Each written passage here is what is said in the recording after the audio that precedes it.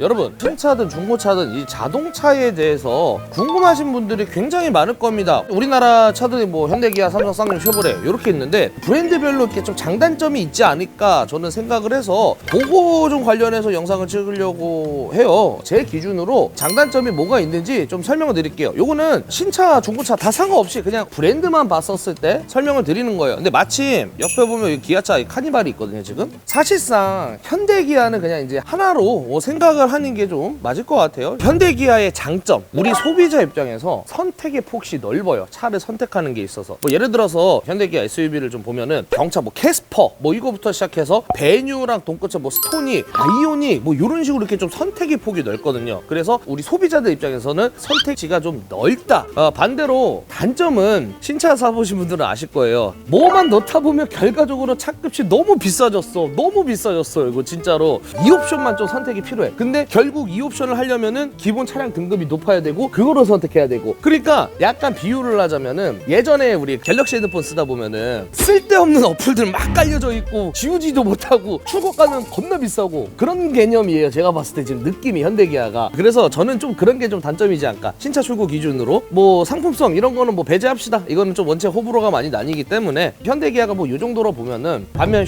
쉐보레는 뭐가 있냐? 쉐보레는 기본적으로 구매하시는 분들, 타보신 분들은 아실 거예요. 아주 기본기가 굉장히 탄탄한 차입니다. 뭐 운행했었을 때 운행 질감이라든지 안전 옵션이라든지 이런 게 좀 가장 탄탄하게 되어 있다. 그래서 오죽했으면은 쉐보레 보는 사람들은 흔히 말하는 쉐맨들이 있잖아요. 쉐보레 보는 사람들은 쉐보레밖에 안 본다는 정도로 굉장히 기본기가 탄탄해요. 정말 좋은 차예요. 특히 고속주행 시에 이 기본기는 진짜 탄탄하다 할 정도로 기본기가 굉장히 좋은 차인데, 반면에 이제 쉐보레 단점을 좀 보자면은 제 생각에는 이제 디자인이 조금 투박해요. 디자인들 대충 보시면 아시겠지만은 약간 그 미국 특유의 투박함이 좀 묻어있는 차들이에요. 크루저도 그렇고 지금 뭐 들어오는 뭐 타오, 트래버스, 요거는 아예 그냥 미국에서 그냥 들어오는 거기 때문에, 특히 올란도, 뭐 트렉스 이런 것들만 보면은 굉장히 투박한 면이 있고, 그 다음에 또 쉐보레가 저만 그렇게 느끼는지 모르겠는데 실내가 좀 좁아요. 많이 좁은 편입니다. 아니면 반대로 뭐 현대기아가 조금 더 클 수도 있겠죠. 제가 봤을 때는 좀 다른 차종에 비해 실내가 좀 많이 좁다, 요런 게 이제 조금 단점이라고 저는 생각을 해요. 뭐니 해도 쉐보레는 뭐 다른 거 필요 없고 그냥 안전하다, 이런 이미지가 굉장히 잘 쌓아둔 차기 때문에 그런 경우는 봤어요. 제가 쉐보레 타다가 현대기아나 뭐 삼성 이렇게 넘어갔다가 다시 쉐보레로 넘어오시는 분들도 굉장히 있습니다. 그런 분들은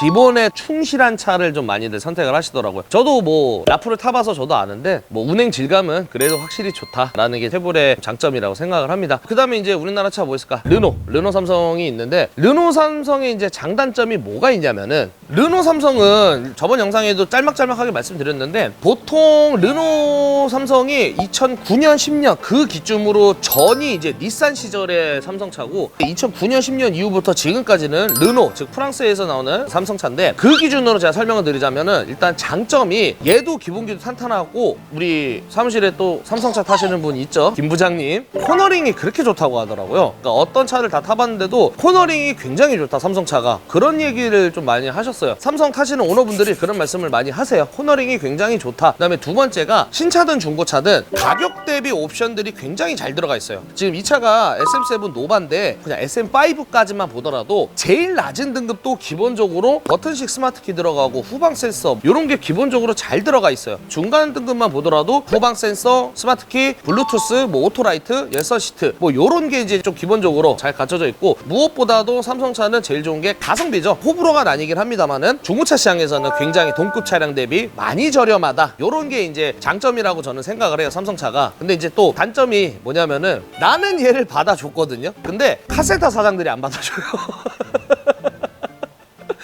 정확히 얘기하면은 이제 사설 업체 가시면 아시겠지만은 삼성차 정비를 잘 안 해주려고 하시는 분들이 계세요. 그러니까 엄연히 따지면은 약간 수입차라고 보면 될 것 같은 게 정비성이 굉장히 떨어집니다. 그러니까 삼성 정식 서비스 센터 아닌 이상은 웬만한 업체에서는 큼직한 작업들, 노유 작업들이라든지 뭐 이런 것들이 정비성 접근할 때는 좀 많이 떨어진다. 요거 관련돼서는 제가 얼마 전에도 첫 차 살 때 뭐 현대기아차 보시라는 게 뭐 이런 거, 애프터 서비스가 우리나라 인프라에서는 좀 잘 안 갖춰져 있다라는 게 저는 최대의 단점이지 않을까 않을까 생각을 해요. 그리고 또 삼성차가 요즘 또 단점이 금액이 말도 안 되게 올랐죠. 지금 요 바로 옆에 이제 XM3인데 이 XM3 지금 하이브리드가 풀옵션 된 게 4천 정도, 그러니까 3천 후반인데 금액대가 좀 말도 안 되게 비싸죠. 이러다가 저는 쉐보레 크루즈 꼴라는 게 아닐까. 쉐보레 크루즈도 처음 나왔을 때 풀옵션이 3,200이었어요. 그 당시 아반떼 풀옵션이 2,600, 700이었으니까는 그러다가 이제 소리 소문 없이 담정됐는데 XM3도 그러지 않을까 저는 조금 걱정을 하고 있습니다. 그러니까 이런 가격 책정이 필요하지 않을까 생각을 하고, 그 다음에 이제 또 단점이 삼성차는 다양성이 부족해요. 제 생각에는 승용차로 봤었을 때 SM6랑 SM7 지금 나오는지 모르겠는데 그 두 개 말고는 선택지가 없어요. SUV 보면은 XM3, QM6, 클리오도 있겠습니다. 좀 선택의 폭이 많이 좁다라는 게 이런 게 조금 단점이지 않을까라는 생각이 좀 듭니다. 그리고 마지막 이제 우리나라의 쌍용차의 이제 장단점을 좀 설명을 드릴 건데, 장점이 뭐니 해도 쌍용하면은 사실 SUV란 이미지가 굉장히 크잖아요. 세단이라고 해봤자 체어맨 하나밖에 없을 정도로 SUV만 주구장창 만들었는데, 그래서 그런지 몰라도 하체가 굉장히 튼튼해요. 진짜 하체 하나만큼은 저는 우리나라 국산차 중에서는 쌍용이 하체가 튼튼하게 잘 만들었다라는 생각이 들 정도로 확실히 하체 튼튼한 거는 저는 쌍용차라고 생각을 해요. 그리고 무엇보다도 좋은 게 신차 가격 보시면은 동급 차량 대비 굉장히 싸요. 메리트가 너무 좋아요. 아까도 제가 처음 말씀드렸다시피 현대기아가 너무 터무니없어 비싸서 그런지 몰라도 쌍용차 가격이 신차가 굉장히 저렴합니다. 티볼리만 하더라도 풀옵션이 처음 나왔을 때 제가 알기로는 2,500, 600 정도로 했던 걸로 기억하거든요. 그 당시 이제 동급 차량이 코나보다는 크니까는 셀토스랑 비교해야 되나? 셀토스가 풀옵션이 한 2,800, 900 정도 했었어요. 그 당시에 가격이 많이 착하게 나와 있다. 그런 게 이제 좀 괜찮고, 단점이 이제 쌍용차 타시는 분들 아시겠지만은 저 얼마 전에도 렉스턴 출고하면서 깜짝 놀랐던 게 부품이 일단 첫 번째 비싸면서 수급이 잘 안 돼요. 쌍용이 뭐 망했다 이런 소리도 많이 나오긴 합니다만은 일단 그 전부터 부품 수급이 잘 안 됐어요. 진짜 부품 찾기가 하늘의 별 따기일 정도로, 얼마 전에 G4 렉스턴 제가 영상 찍은 거 바로 팔렸습니다만은 그게 갑자기 창문이 안 내려와가지고 그거를 제가 이제 수리를 해드렸어요. 윈도우 스위치 그거를 갈았는데 부품에서 총 18만 원 나왔어요. 18만 원. 대부분 부품이 뭐 애프터마켓 잘 돼 있는 것들은 뭐 10만 원 안짝도 나온 경우도 있고, 정품해봤자 13만 원 뭐 이렇게 하고 비싸봤자 15만 원 이러는데 그거 18만 원 나왔습니다. 진짜 부품 값이 너무 비싸요. 그리고 아까도 말씀드렸지만 부품 수급이 안 돼요. 하다못해 윈도우 스위치도 없다 그랬어요. 저희 카센터 사장님께서 검색해본 결과 없다고, 전국에. 근데 그 다음날 확인해보니까 딱 하나가 떴다 하더라고요. 그래서 바로 주문을 했다고 하더라고요. 그 정도로 수급이 안 되는 게 좀 단점이고, 두 번째가 제가 구코시 오너로서 처음으로 제가 전액 할부 쓰면서 제 돈으로 어떻게 보면 샀던 그 코란도인데